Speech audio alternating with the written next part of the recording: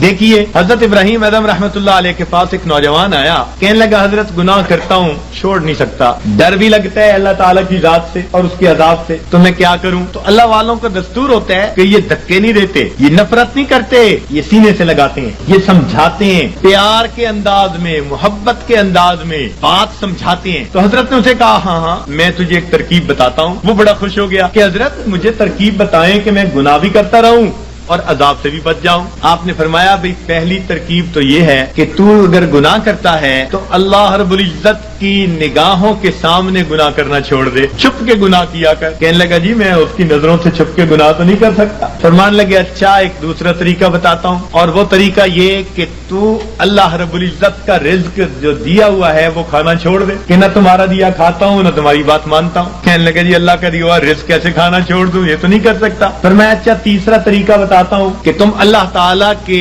ملک میں رہتے ہوئے اس کی نافرمانی کرتے ہو، تو یہ زمین و آسمان اللہ کا ملک ہے، اس کی ملک ہے، اس سے نکل کر گناہ کر لو۔ کہ جی میں کیسے نکل سکتا ہوں زمین و آسمان سے باہر؟ پروردگار بھی فرماتے ہیں یا معاشر الجن والانس ان استطعتم ان تنفذوا من اقطار السماوات والارض فانفذوا لا تنفذون الا بسلطان۔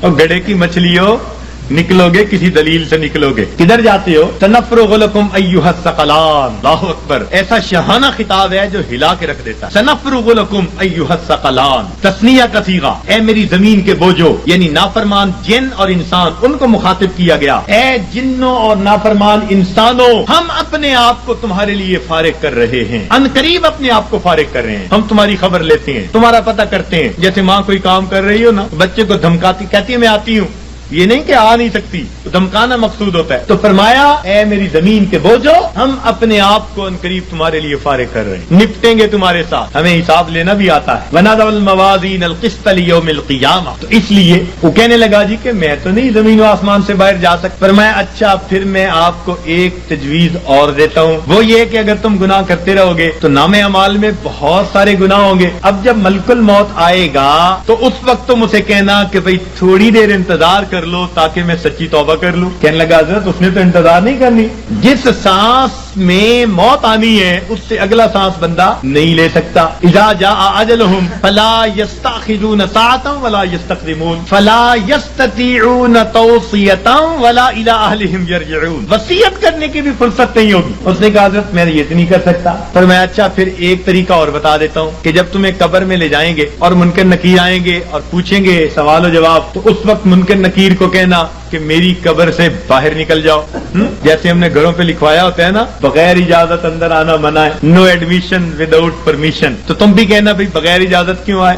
اس نے کہا جی وہ مجھ سے پوچھ کے تھوڑا آئیں گے۔ فرمایا اچھا پھر ایک آخری بات باقی رہ گئی، وہ تجویز بتاتا ہوں۔ اس نے کہا کون سی؟ کہ قیامت کے دن جب تمہارے گناہ اللہ رب العزت کے حضور پیش کیے جائیں گے اور اللہ تعالیٰ تمہیں جہنم جانے کا حکم دیں گے اور فرشتے پکڑ کے لے جانے لگیں گے، تو ضد کر کے کھڑا ہو جانا میں نہیں جاتا۔ اس نے کہا حضرت فرشتوں کے سامنے میری کیا حیثیت ہے کہ میں کہوں میں نہیں جہنم میں جاتا؟ جب اس نے کہا میری کیا حیثیت ہے تو اس وقت فرمایا، اس وقت اس کو ٹھوکر لگائی، فرمایا کہ اے دوست جب تو ان میں سے کچھ بھی نہیں کر سکتا تو تو اپنے رب کی نافرمانی ہی کیوں کرتا ہے؟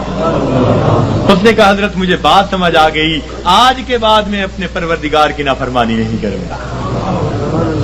تو یہ اللہ والوں کے سمجھانے کا انداز ہوتا ہے، وہ اچھے انداز میں بات سمجھاتے ہیں۔ تو اس نے گناہوں کو چھوڑنے کا فیصلہ کر لیا۔ تو گناہ ہم جو کرتے ہیں یہی گناہ ہمیں پریشان رکھتے ہیں۔ یاد رکھیے گناہوں کی وجہ سے ہی افراد مصیبتوں میں پڑتے ہیں اور قومیں مصیبتوں میں پڑتی ہیں، اور نیکی کے ذریعے اللہ رب العزت ان کو مصیبتوں سے نکالا کرتے ہیں۔ آج ہماری حالت تو یہ ہے کہ کام کرتے ہیں بنگیوں والے اور تنخواہ مانگتے ہیں بادشاہوں والی۔ یاد رکھنا مسلمان کے لیے دنیا میں دو راستے ہیں، نیکی کرے گا امام عالم، اور اگر گناہ کرے گا تو غلام عالم بنے۔ نیکی کی زندگی ہوگی تو امام عالم بنے گا، اور اگر گناہوں بھری زندگی ہوگی تو کیا بنے گا؟ آج من حیث القوم ہم کیا بنے پھرتے ہیں؟ تیرے ہاتھ میں ہو قرآن تو دنیا میں رہے پریشان، تیرے ہاتھ میں ہو قرآن اور تو دنیا میں پھرے ناکام، تیرے ہاتھ میں ہو قرآن اور تو دنیا میں پھرے غلام، غلامی نفس کی ہو، شیطان کی ہو یا کسی انسان کی ہو۔ نہ نہ نہ، ہمیں کہتا ہے یہ قرآن، اور میرے ماننے والے مسلمان، اقرأ وربک الاکرم، تو پڑھ قرآن، تیرا رب کرے گا تیرا اکرام۔